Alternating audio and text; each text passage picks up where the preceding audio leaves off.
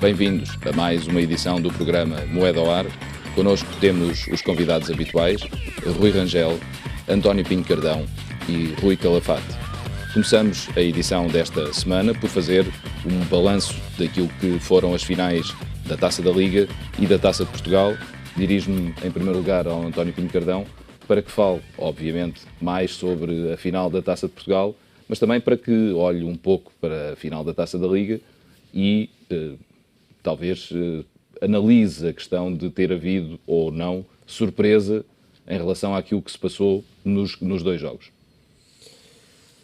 Vamos lá ver, quanto à Taça da Liga, eu acho que não houve surpresa nenhuma. O Benfica ganhou até por uma goleada, ganhou bem, portanto aconteceu aquilo que seria realmente de esperar e o normal, e parabéns ao Benfica por ter ganho mais uma taça, neste caso a taça da Liga, que soma ao campeonato nacional. A surpresa verdadeira veio, apesar de tudo, apesar da má época do Porto, apesar de tudo, veio da parte do Futebol Clube do Porto. Não se imaginava, eu não imaginaria muito bem que o Porto viesse a perder com o Sporting de Braga. Aliás, num jogo em que foi, obviamente, e foi nitidamente superior ao Braga durante todo o jogo. Eu às vezes fico admirado como é que há imprensa, jornalistas especializados que veem um jogo diferente, completamente diferente daquilo que a normalidade das pessoas realmente vê. É evidente que os resultados não se pautam por justiças ou injustiças, mas em jogo jogado o Porto foi nitidamente superior. Eu não me lembro, aliás, salvo o lapso grande de memória, que o Elton tenha feito alguma defesa. Portanto, praticamente o Sporting de Braga não rematou. Aliás, esse foi um dos problemas, precisamente. O facto de o Elton não ter feito defesas em alguns momentos foi precisamente um dos problemas. O Sporting de Braga foi muito eficaz. É que se o Elton tivesse defendido pelas bolas do Porto... Exato. Aí não teria havido problemas, não haveria... capaz de ganhar, bem, mas eu queria dizer, não fez nenhuma defesa a rebates do Sporting de Braga. Porque... Aliás, o Elton creio que também não se lembra de ter feito uma defesa e esse é que é o problema. Porque não houve.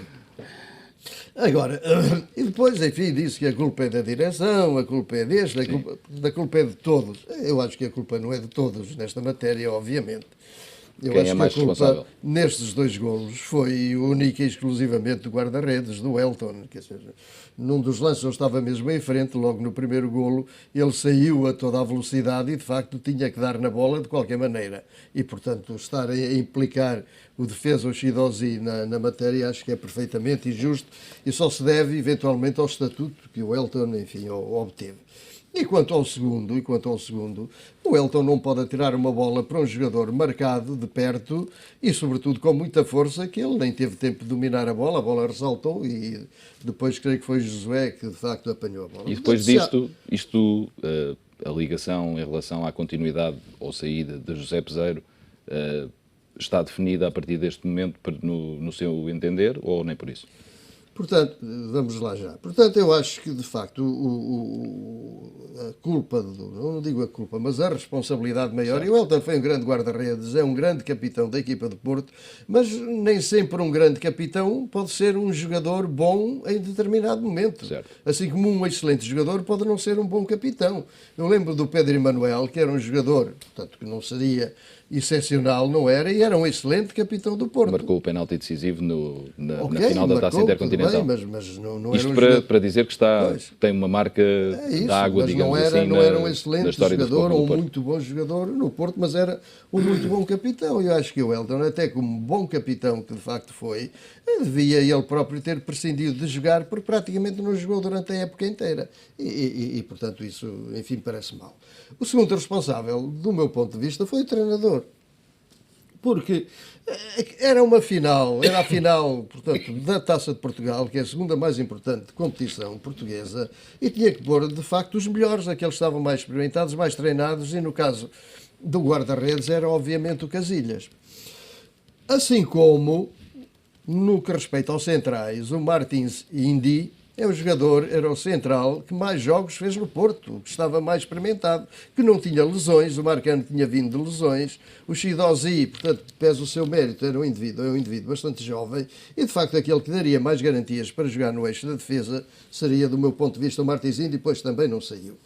Portanto, o José Peseiro sai do Porto, e eu acho que eu não sou muito contra estas chicotadas psicológicas, mas acho que deveria de facto sair, porque, sendo eu crítico do treinador anterior, do Lopetegui, para o campeonato, o Lopetegui perdeu uma vez, teve uma derrota. E desde que chegou o Peseiro, nos 16 jogos que fez, perdeu logo 5 de uma assentada no campeonato. E alguns em casa. Perdeu com o Arouca por 2-1, perdeu com o Braga por 3-1, perdeu com o Tondela no Dragão por 1-0, perdeu com o Passos de Ferreira e perdeu com o Sporting. Ganhou na Luz.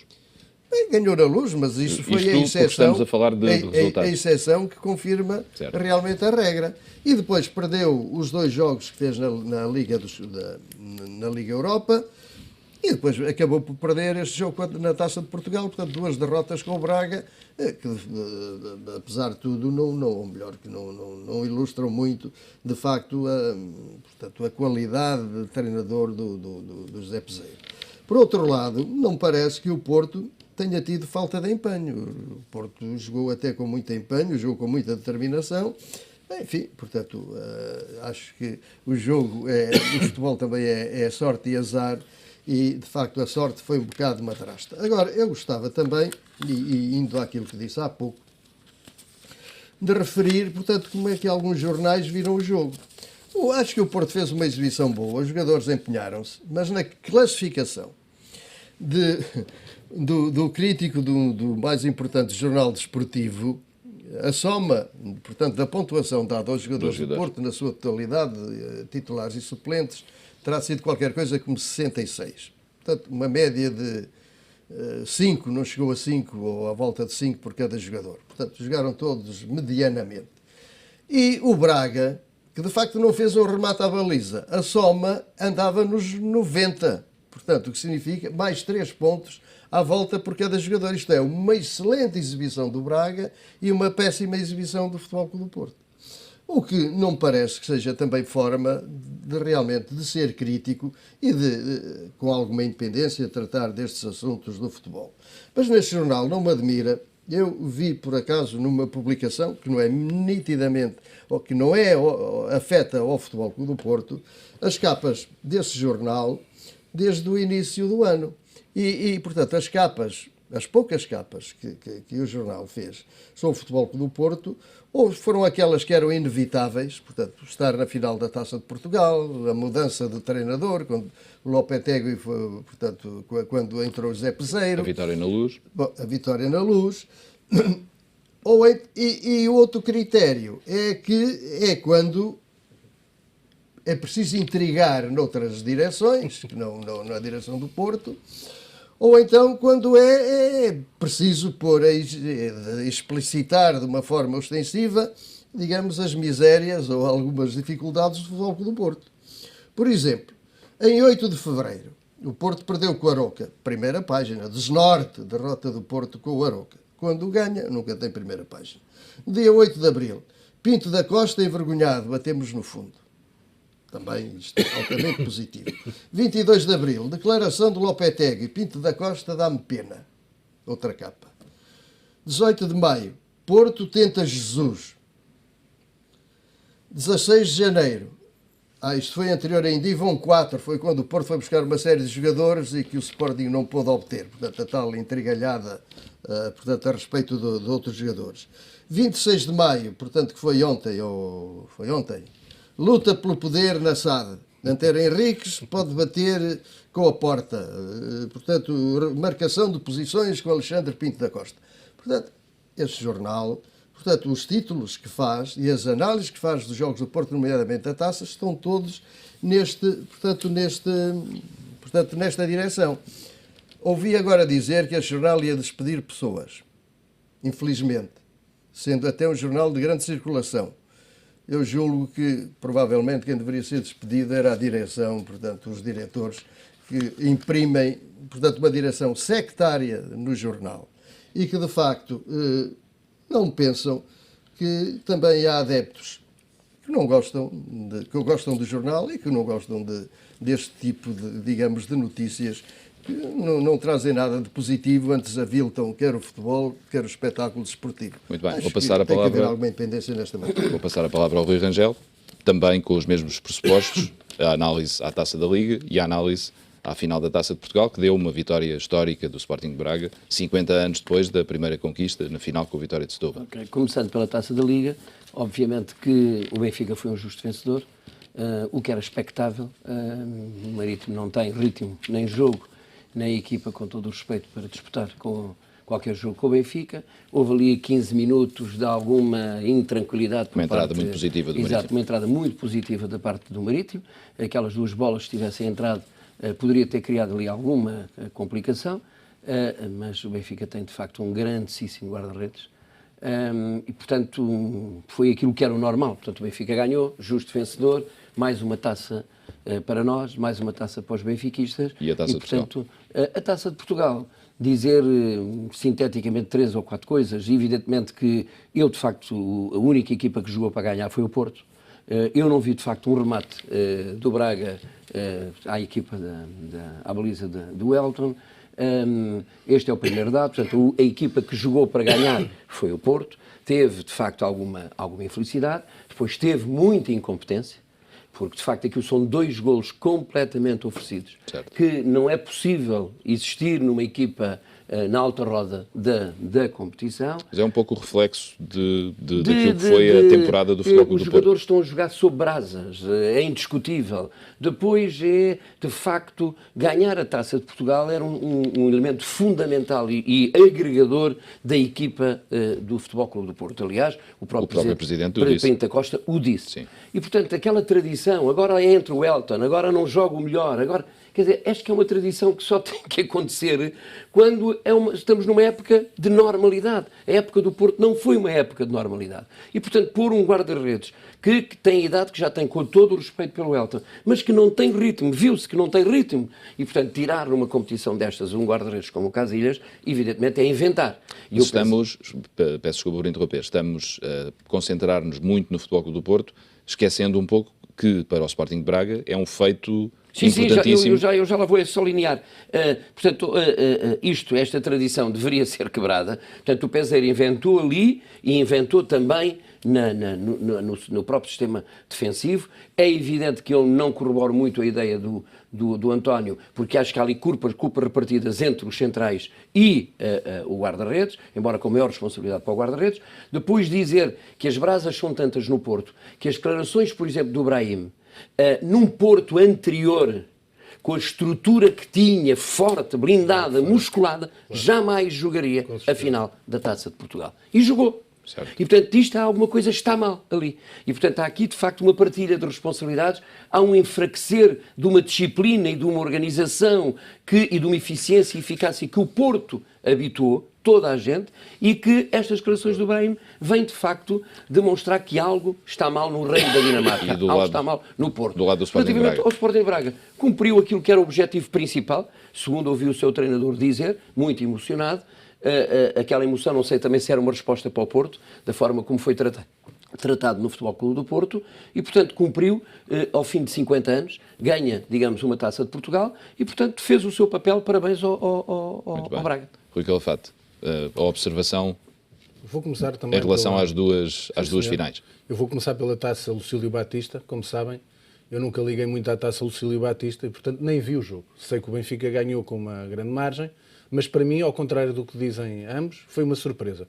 Porque eu esperava que o Marítimo ganhasse a Taça da Liga. Aliás, tem dito isso, disse, mas pode haver alguma negociata. Não, porque, como sabem, no último jogo para o campeonato, o Marítimo, penso eu, que se dedicou a observar o adversário e a poupar-se para depois ganhar ao Benfica na Taça da Liga. Portanto, foi com alguma surpresa que eu vi o Marítimo, que de facto é uma equipa fraquíssima, e o Nel Vingada de facto não fez um bom trabalho no Marítimo, e por isso também vai sair. Mas de facto o Benfica ganhou 6-2, mais uma Taça Lucílio Batista para o currículo, e portanto a Taça Lucílio Batista, que assim foi criada, continua a dar frutos para quem foi criada. Depois, sobre a Taça de Portugal, vou começar ainda por um outro pormenor que o Paulo há bocado pediu sobre o Braga, mas que ainda ninguém falou. Primeiro, acho que é a coroação do melhor árbitro português do ano. E o Artur Soares Dias fez um excelente trabalho. Às vezes criticamos arbitragens e acho que este ano, sem dúvida, o Artur Soares Dias foi o melhor árbitro da temporada. Contrariando aquilo que tinha sido a indicação do Presidente do Sim, Futebol Clube do Porto, que não queria que Artur Soares Dias portanto, não influiu arbitrasse. em nada no resultado, fez uma boa arbitragem e no cômputo geral. E agora, Já agora um parênteses, eu juro e tenho cumprido que não falo de árbitros. Sim.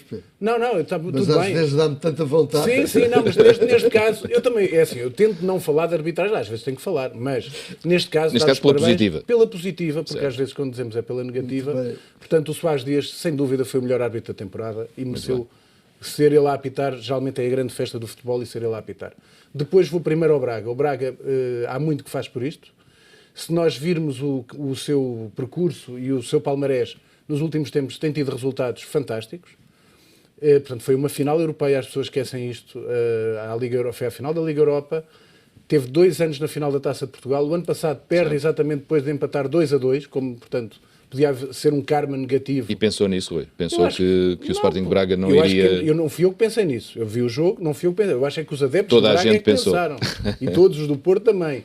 Mas depois há ali um karma que podia ser negativo com um karma ultra negativo que é o do Peseiro, e o karma negativo do Peseiro perde sempre. Portanto, coitado, porque eu gosto do Peseiro, pessoalmente acho que é uma boa pessoa e, portanto, acho que é um bom treinador, um treinador competente, portanto, acho que o Braga tem trabalhado para ter títulos e, neste caso, também uma palavra ao Paulo Fonseca, que soube ter a humildade de recuar na carreira, outros não conseguem fazer isso às vezes, que é sair de um grande clube, voltar quase às suas origens, que é o Paços de Ferreira, Certo. ser feliz no Paços de Ferreira para depois crescer um pouco mais no Braga e agora crescer 20 vezes mais em termos de salário e ir para o Shakhtar Donetsk, como tudo aparenta. Conta sobre o Porto. Eu vou ter que falar aqui 3 coisas que são importantes, no meu entender. Primeiro, a troca do guarda-redes que ambos já falaram, ridícula. Se eu tivesse um lugar dele, tinha que pôr o Casillas. Ora, o Casillas, quando vem para o Porto, que foi maltratado no Real Madrid nos últimos anos, ia dar tudo para ganhar um troféu. Para dizer até para justificar a passagem de um grande de Espanha para vir para Portugal. Portanto, não pôr o Casillas a titular é um erro crasso. Segundo, a imagem de toda a época do Porto. Erros totais na defesa do Porto. Portanto, a defesa, e o António já mencionou. Ora, o Porto tem um defesa central que é o Martins Indi. Martins Indi, no Mundial, pela Holanda, no Mundial do Brasil, não sendo um jogador excepcional, fez um excelente Mundial. E, portanto, parece que desaprendeu desde que veio para o Porto, até por um motivo, é que foi quando o Lopetegui o pôs a jogar ao lado do Marcano. Portanto, era a única defesa do mundo, tinha 2 canhotos a centrais. E vê neste desfecho da temporada a necessidade de uma remodelação profunda em relação ao plantel portista? Acho que vai haver uma remodelação profunda porque falta classe ao Futebol Clube do Porto. E, aliás, a base da reestruturação deve ser o que não têm seguido nos últimos anos. Quem foram os melhores? Danilo, Rubem Neves e, sobretudo, o André Silva. Portanto, tem que se agarrar no que é bom em Portugal e depois agarrar em alguns jogadores de luxo. E passando nisto do luxo, eu quero dizer uma terceira coisa que faz falta ao Porto. É que neste Porto, este ano alguém como o Lúcio falta Gonzalez. um líder dentro de campo. Certo. E ninguém falou disto, eu também leio a imprensa desportiva, ninguém fala-se da defesa, do peseiro, ninguém fala nisto. Houve um ano em que o Porto foi campeão, porque no mercado de inverno foi buscar um líder. Certo. Até para ajudar o treinador que lá estava, que era fraco. Dizia-se que era fraco e depois foi campeão. Chamado Lúcio Gonzalez. E falta ao Porto, dentro de campo, um líder desde que saiu o Lúcio Gonzalez. E esta é a verdade inequívoca das coisas. Por último, em termos de brincadeira, eu aqui há umas 3 semanas falei na maldição da Fernanda Miranda. Certo. E esta semana vi um jornal Porto, outra vez a agarrar na maldição da Fernanda Miranda. Parece que é uma aquisição e parece que é um fator aqui essencial a Fernanda Miranda. Portanto, vi-me outra vez um jornal, que foi o Correio da Manhã neste caso, já vou dizer bem do Correio da Manhã daqui a pouco, a agarrar na Fernanda Miranda para dizer que é uma maldição. Não, no Correio da Manhã, eu não disse na Fernanda Miranda, que eu respeito. Rui, só uma última questão ainda relacionada com aquilo de que falava do Futebol Clube do Porto. Entretanto, também há boas notícias, não só para o Futebol Clube do Porto, mas para o futebol português, em função das demonstrações de qualidade que o André Silva está a dar, mais uma vez, na final da Taça de Portugal. Isso ficou demonstrado, significando talvez que o Futebol Clube do Porto pode estar a regressar àquilo que era a matriz de há alguns anos, no sentido da aposta em jogadores da casa. Eu acho que foi sempre, aliás, as críticas que se fizeram antes do ato eleitoral no Porto, e por aquilo que eu via até nas redes sociais, etc., era que faltava a garra do Porto tradicional. Sim, exato. Isso só é possível tanto no Porto, como no Sporting, como no Benfica, com atletas da casa. Certo. Não só em termos de treinadores, mas de atletas que são formados e sentem o clube. Ora, o Porto, no meu entender, tem de facto 2 jovens ultra talentosos já a jogar. Para mim é o Rubén Neves, que eu estou farto de dizer isso, e é o André Silva, que mais uma vez é um grande jogador e acho que é um avançado excepcional. E depois tem vários outros bons jogadores na equipa B, que se não forem aproveitados, já sei que o Graça pelo menos é muito pretendido, para os Chaves, etc. E o Benfica também tem estado a fazer essa aposta, como o Sporting foi pioneiro nessa aposta em termos de formação. E acho que é muito importante para todos os clubes, não só em termos de receitas, mas em termos da própria alma do clube, tem a ganhar se apostarem na prata da casa. Só ouvir o António precisamente sobre esta questão do potencial que os jovens do Futebol Clube do Porto estão a demonstrar, significando isso que a primeira equipa pode estar ali já ao alcance de vários desses jogadores. Isso eu acho que é uma matéria importante, embora também não nos podemos ofuscar, portanto, sim, claro, com essa ideia. Claro. Quando o Porto ganhou a Liga Europa, ganhou também sem muitos jogadores da casa. Tinha jogadores como o Hull, como o Falcão, como o James Rodrigues, como o João Moutinho, e tinha outros, portanto, já com algum traquejo, digamos, no Dragão, e que, portanto, faziam aquele cimento que fazia unir, de facto, todos os jogadores. Mas é preciso ter jogadores realmente com classe, não basta ter só os jogadores da casa, é preciso ter excelentes jogadores. Estamos já agora a falar num dia em que se assinala mais um aniversário da conquista da Taça dos Campeões pelo Futebol Clube do Porto em Viena. Pois, e muitas saudades que tenho, de facto. 27 de maio de 87. Que tenho saudade. Olha, mas está, António, já agora se me permite, de 87, como se lembra, e mais do que ninguém, nessa altura, olha, tinha o Joari, tinha o Celso, portanto, Sim, quero dizer, tinha os jogadores nessa altura o Porto, de facto, fundamental. Nessa altura o Porto tinha muito jogador que tinha sido formado na casa. Claro. Ao contrário do que aconteceu depois já em 2004 certo. E depois em 2011, quando o Porto ganhou a Liga Europa. Agora, eu julgo que uma mescla, de facto, de bons jogadores estrangeiros, ou de bons jogadores, sejam eles nacionais, sejam eles estrangeiros, mas com jogadores vividos no Porto, digamos, isto terá sempre, de facto, um valor acrescentado. No meio daquela minha primeira intervenção, esqueci-me de dar os parabéns ao Braga. Eu acho que, apesar de tudo, o Braga merece, em termos absolutos, parabéns, ganhou e fez o jogo que lhe convinha, ou que pôde fazer, e acabou por levar, de facto, o troféu. Também, ainda dentro no contexto deste jogo, gostava de falar, do meu ponto de vista, de um outro erro do treinador no que respeita às grandes penalidades. É que pôs a marcar as grandes penalidades logo no início, tirando a primeira, que foi o Layun, creio eu, jogadores que normalmente não marcam as penalidades no Porto, como é o caso do Maxi Pereira, portanto, que é uma excelente defesa, mas nunca ouvi a marcar uma penalidade, de facto, no Futebol Clube do Porto, e até o Herrera, que depois também marcou, não é o marcador habitual das grandes penalidades. António, Provavelmente queria deixar para o fim, portanto, os especialistas, mas acho que isso é um erro, porque quando se começa mal, de facto, como é que é? Quando se nasce torto, tarde ou nunca. Vamos para intervalo. Gostava ainda, no que respeita ainda às promessas do Porto, gostaria de enfatizar que na equipa que ganhou o Campeonato da Europa de Sub-17, na equipa na final, jogaram 4 jogadores do Porto, curiosamente todos com o nome de Diogo. Todos. E que vão do guarda-redes aos defesas centrais, que é o Diogo Costa, o guarda-redes, o Diogo Dalot, defesa direito, o Diogo Queiroz, central, e o Diogo Leite, defesa central. Certo. Julgo que nessa época, quem não tinha nome de Diogo não entrava no Porto. Ainda bem que entraram. Muito bem. Já voltamos, vamos fazer uma pausa, regressamos dentro de alguns momentos para mais temas da atualidade desportiva. Até já.